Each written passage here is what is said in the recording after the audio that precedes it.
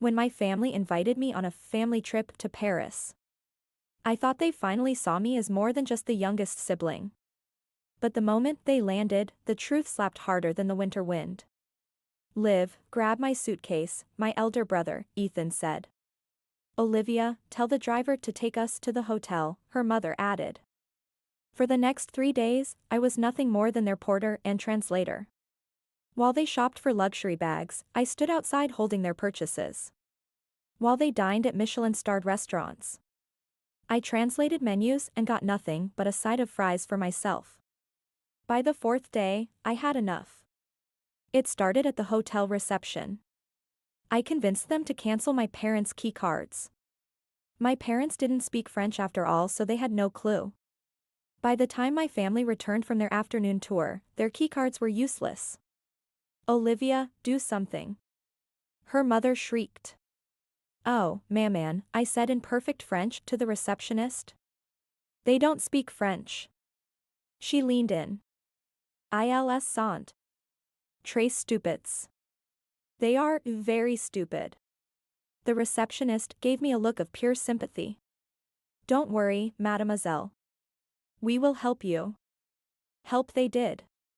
The hotel security assumed Olivia was the only competent one and asked her to confirm her identity. Smiling, I provided my passport and kept theirs in my bag.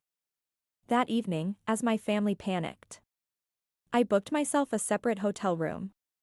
Using the emergency credit card my mother thought she had hidden. The next day, I took it a step further.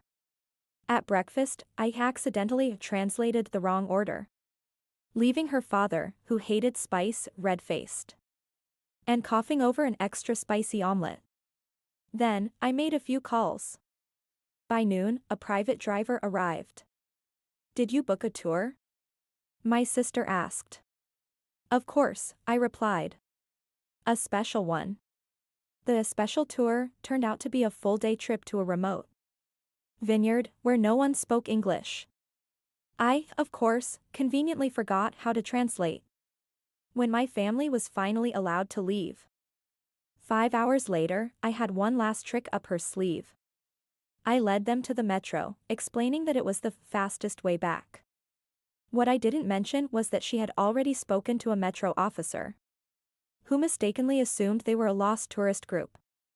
As soon as they reached the turnstiles, the officer approached. "Vous êtes perdus? Are you lost?" Before anyone could protest, I gasped. "Oui. Ils ont besoin d'aide." Yes. They need help.